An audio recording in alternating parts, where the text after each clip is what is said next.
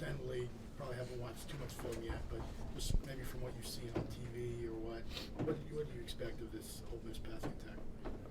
They got a pretty dynamic offense. They quarterback gets the ball around to their receivers. They put up points on the board, so I feel like it's going to be a task for us to stop them from doing that. Did you watch the last play, goal line kind of against Cal with them? The receiver kind of got stopped at them. Mm-hmm. Did you see what was your take of it? I mean, I thought they was going to review it, probably see if he got in or not, but stuff like that happens, so you just got to move on. How important is that first time out after the first possession that you guys defend? How important is that time on the sideline with the coaches and what they go over with you?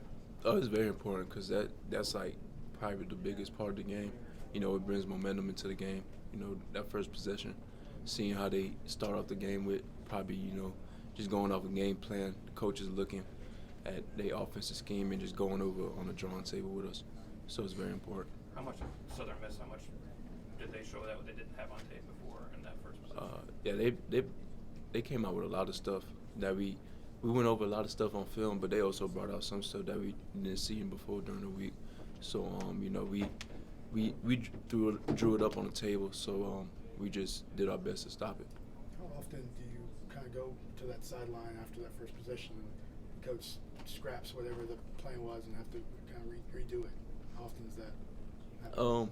It happens, because you go into the play thinking this gonna work, but sometimes it doesn't go in your favor. So he draws some other stuff up, but it's gonna work obviously. So we just trust and believe in what he's teaching us and talking to us about. When you think back to a year ago, your first kind of adversity, I guess, that you faced, kind of earning that starting job early on against Ole Miss, what do you remember about that game? Just kind of what's going through your head, and when you reflect back a year ago? I know I had to step in a big spot in a big role. They scored the first play of the game, and coach put me in a significant role, and I just had to step up and do my part. So I look at it as a blessing too.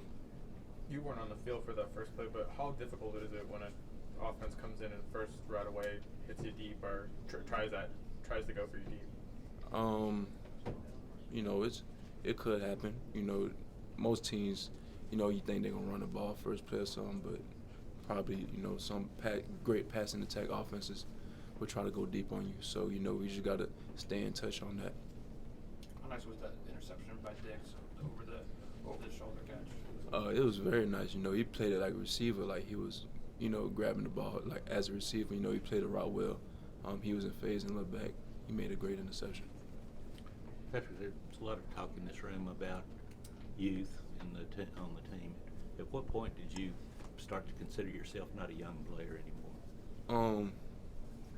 When I first got brought up as a leadership role, I know I had to stand up and be a leader on the team because, a lot of young guys, not only on defense but on the whole team that could contribute. And, they playing their part well, so I know that with us being leaders and stuff like that, they'll help them, play on the field better. When was that, though? Before the season, when I stepped up to be a leadership role. Xavier mentioned there's a lot more pre-snap kind of directing of traffic, kind of saying, okay, you go here, no, this is where you need to adjust over here. How much of that is new, where you're doing a lot more talking and adjusting pre-snap? Well, we do that every day. It's not nothing new. We just so used to it now that it's sort of like something we have to do. It's something we do over in practice and walk through in team environments, all that. So we've used to it now. Just in the game, it seems more and more different because we know we got crowd noise and stuff like that. So I feel like our communication is, great right now. Hey, your dad's a football coach. What advice did he give you in Alabama, to recruit you, just through that lens as a football coach? Was he like, oh, you got to go there? Or? Nah, he just told me to look at one square at a time and just trust in the process and just, pray to God every day because he's going to lead you to the right place. So that's why I took from him. Do you think that Coach Saban recruited, did he recruit your dad also since he was a coach, or how was that? I know. What was that process like? My dad, got interviewed for a job here at one specific time, but other than that, it wasn't nothing serious happened.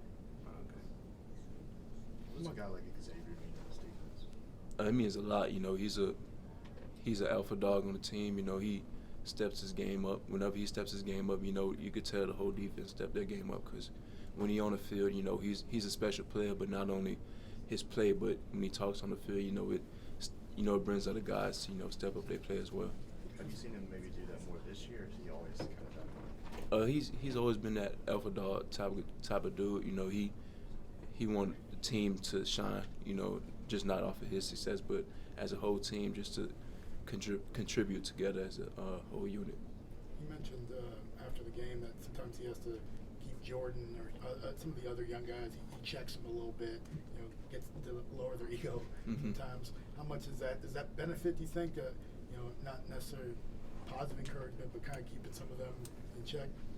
Yeah. You know, you could always stay humble through situations like that, but you know, that's a great point to make, because you don't want to get too high of yourself, especially in times like this, because you still got another play to play, so you just want to stay focused on what you have to do the next play. Is that something that you dealt with as a freshman? You know, getting so many starts as a freshman, did you kind of have to humble yourself? I sort of got into that way, just knowing that, you know, big plays gonna come and bad plays gonna come. I just gotta focus on the next play and just play my role on the team and just do the best I can to stay humbled and be the best person I can be. All right.